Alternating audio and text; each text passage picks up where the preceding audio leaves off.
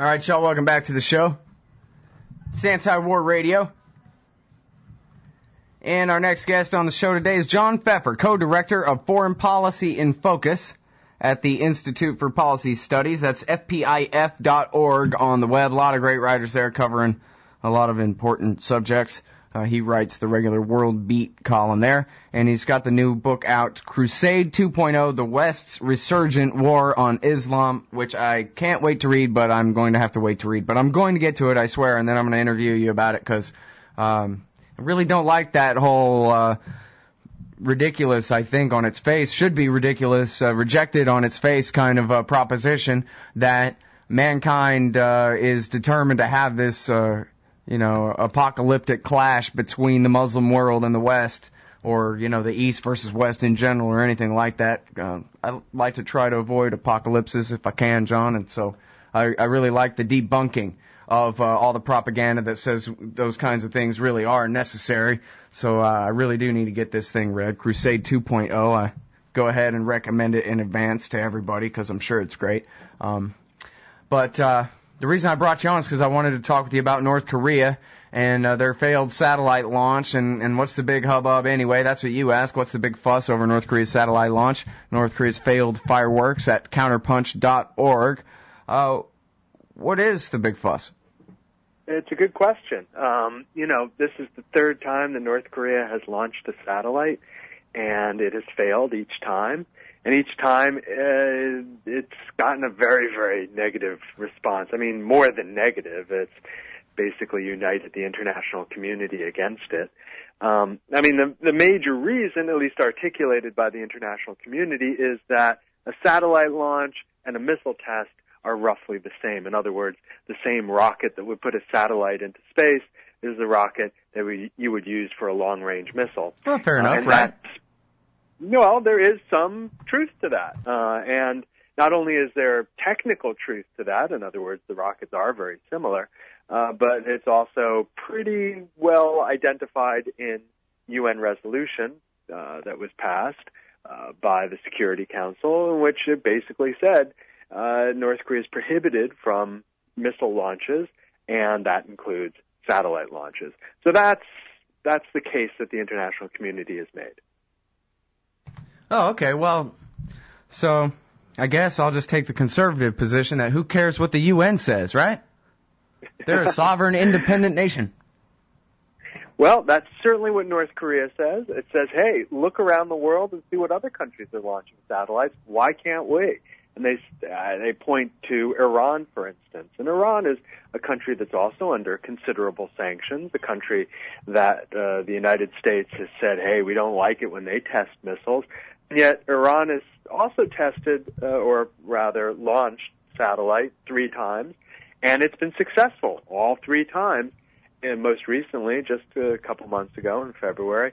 But there was no hue and cry from the international community, no additional sanctions, no, emergency meeting of the Security Council. Why is that? It's a tough question.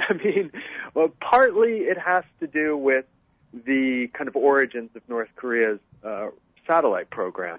It tested its first satellite, or it tried to get its first satellite into orbit back in 1998, and it didn't actually make any announcement about that. If you're going to launch a satellite, you actually have to make some advance notifications, tell people where it's going to go, especially the countries where the rocket is going to fly over. And North Korea in 1998 did not do so. And the rocket overflew Japan, and Japan basically freaked out. And so that was forever known as the Taepodong Shaku in Japan, or the Taepodong shock, the Taepodong being the rocket that North Korea used. Even though North Korea has subsequently gone through all of the niceties of pre-launch notification, that kind of experience or that memory, I think, still kind of dominates, certainly in Japan, but also for South Korea and the United States. So I think that's one major reason. Mm-hmm. Well, that makes sense. But then the dang thing broke up on the way up to space, and it was no big deal at all. Now I thought the Iranians got their rockets from the North Koreans. So how come the Iranians are so much better at getting their satellites into space? Well, Iran has purchased short-range missiles from North Korea, and that was a while ago. I think basically Iran's technology, its scientific community, is a little bit more advanced, but the real issue here is money. Iran has a lot of money. Iran has a lot of gas and oil that it exports, and it can basically afford to test. It can afford, the materials. I mean, these are expensive. It costs North Korea close to $500 million every time it wants to launch one of these things. That's a lot for a country that has a GDP that's, well, not a heck of a lot more than that. Iran, on the other hand, has, I don't want to say money to burn, but it certainly has a lot more money. And I think that's the major issue here. And it's also a major issue of why Iran's satellite launches are treated differently than North Korea's. Because Iran supplies a lot of powerful countries with energy, supplies Russia, China, India, Turkey, etc. These countries are going to be a little less enthusiastic about condemning Iran if they're taking so much of Iran's exported energy. Mm. And now you point out in the article here that the Chinese and the Russians both condemn this thing. That's correct. Well, and that matters, right? It does matter. It matters when you're talking about the Security Council, since China and Russia are kind of key players there. Often, if they block something, it's just not going to go through. So both Russia and China have been basically furious at North Korea's conduct. What they feel about a satellite, it's hard to know. I mean, obviously they have their own satellites. It's not like it's a big deal for them. I think what is at issue here is that North Korea just doesn't listen to them. So a couple of weeks ago, before the satellite launch, when North Korea, was saying it was going to do this, both Moscow and Beijing said, hey, hold on, this is not such a good idea. It's not such a good idea because, you guys just signed an agreement with the United States on February 29th, and this is going to blow it up, I mean, we're not going to be able to go forward with the kind of plans for resumed negotiations around the six-party talks, denuclearization, etc. And Pyongyang said, well, frankly, we don't care what you think. And they've got nothing but time on their side. They got nukes now, so, and of course the new kid, he's got to prove himself that, well, he'll pull this same kind of stunt, make a deal and then turn around and blow it up a week later. Well, he does have to demonstrate, I guess we would call it leadership. In other words, he's got to, especially this year, demonstrate that North Korea has got things together. Because this is the year of Kangseong-taeguk. This is the year of North Korea's achieving the status of an economically prosperous and militarily strong country, or as the phrase goes. And they have to demonstrate that in some way. It's not exactly a obviously economically prosperous country. But if it can get a satellite into orbit, well, that would be an indication. However, it didn't get a satellite into orbit, so that still means that Kim Jong Un, the third leader in North Korea's history, is going to have some difficulty proving that he is, basically guiding his country into the 21st century. Do they have one big crop or anything? What is North Korea's income stream based on at all? Well, they do have minerals. They have considerable supplies of coal, of rare earth elements, which we hear about so much from China. And, in fact, these are things that China very much wants to have and is investing a lot into North Korea to extract. All right, I'm sorry, we got to hold it here. It's John Feffer from Foreign Policy in Focus, new one at counterpunch.org. North Korea's failed fireworks. What's the big deal over that satellite launch anyway? We'll be right back. All right, y'all, it's Anti-War Radio. I'm Scott Horton. I'm talking with John Feffer from Foreign Policy in Focus, FPIF.org. His latest piece at Counterpunch is called North Korea's Failed Fireworks, about their attempt to blast a satellite up into space that didn't work because their rocket exploded on the way up. And I guess, we're kind of talking about the state of North Korean diplomacy overall. I guess I want to ask you about the future of whatever talks that'll, mostly with the eye toward just what will satisfy the Americans with shutting up and leaving them alone and staying out of it, which is really what I want. But first, maybe, could you give us sort of a thumbnail of what you know so far about the new dictator of North Korea, John? Sure. So Kim Jong Un is the third leader that North Korea has ever had. He's the grandson of Kim Il-sung, who's the founder of the country, the son of Kim Jong-il, who died just at the end of last year. He's somewhere in his late 20s, looks like his grandfather. Is a little bit more charismatic than his father was. His father, of course, was notoriously not charismatic. Has studied a little bit abroad. He was in a private school in Switzerland. Apparently likes basketball. And that's about all we know about him. Don't know anything about his politics, don't know anything about his other predilections. Was his father educated far away somewhere or not? Russia. I mean, his father, Kim Jong-il, did grow up in Russia, spoke some Russian, apparently, but really had no exposure to the world outside the communist world for the most part. Yeah. Well, like I said, I think it's on the United States to quit picking this fight more than it is on the North Koreans, although, of course, that government should cease to exist as soon as possible. I guess I like to think that it's a positive note that if he was educated in Switzerland, then that means there's some kind of double-digit probability that he read or saw on TV an outside world that included things that, North Korea doesn't have that it ought to have. And I don't just mean, material things, but just the way that they get on with their own people and everybody else, that maybe he'd had a chance to maybe read some Murray Rothbard, probably not.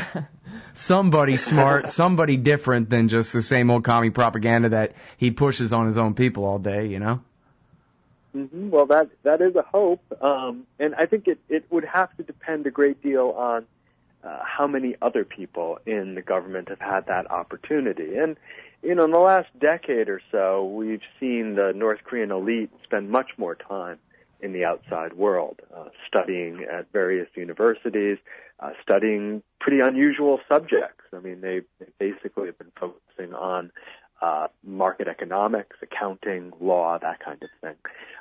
So to the extent that Kim Jong-un's outside experience is going to be helpful in terms of seeing some transformation of the system, it's only going to happen because there's been a whole kind of layer of the elite that has had a similar experience.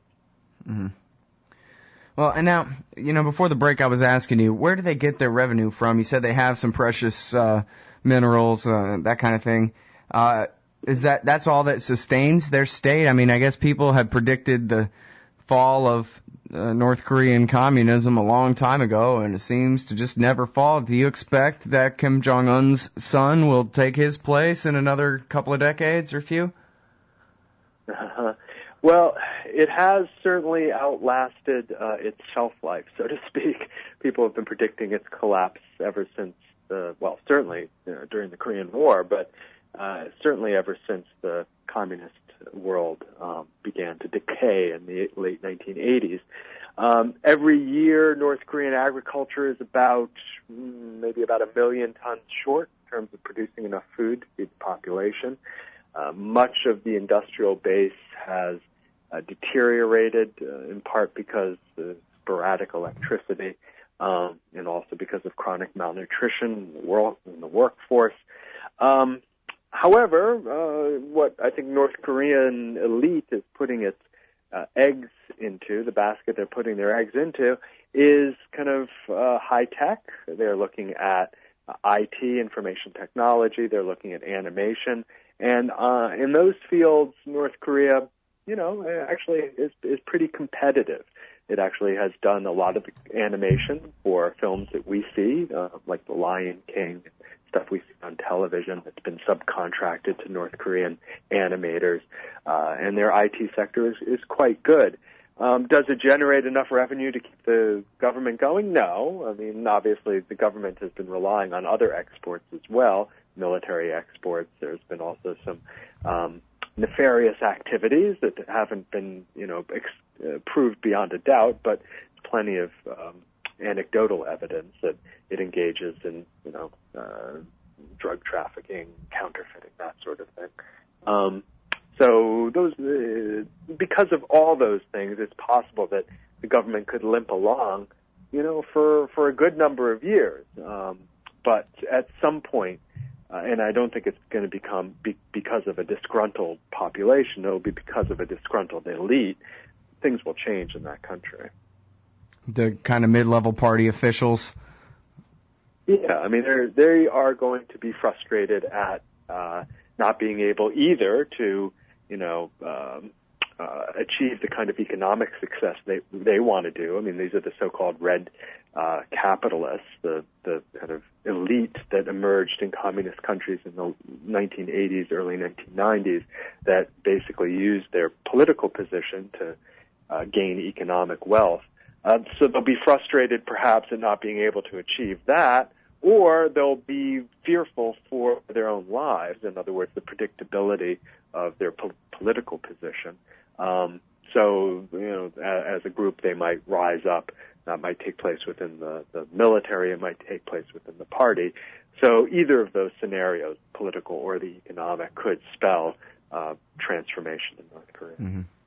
All right, now, never mind my libertarian wish that we would just, the U.S. would just pull all our military and spies and everybody out of there and all our aid to South Korea, too, and let them get along as best they can without our interference. I wonder what you think it would take to get the Americans to just ratchet down their side of the crisis here. It's always the perpetual crisis, and, oh, no, now they have nukes, and never mind our role in provoking them into it.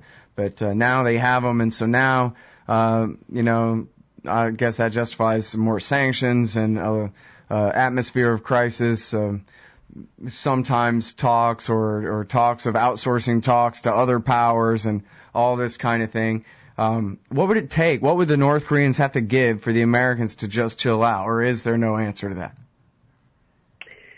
Well, I think we're going to see some chilling out over the next year, at least through to the elections, only because the United States is going to be focused on other things, or rather the Obama administration is going to be focused on other things.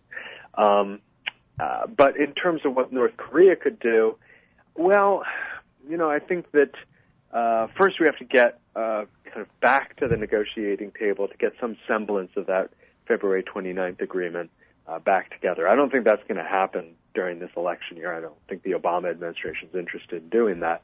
But, come December, come early January, it's very possible that we'll see another attempt at trying to negotiate some kind of step forward. Maybe by that time, North Korea will have, launched a successful satellite. It's a possibility it will have conducted another nuclear test, and obviously that's not going to make the Americans any happier. But by December, it's conceivable that North Korea will be in a position where, it's coming out of 2012.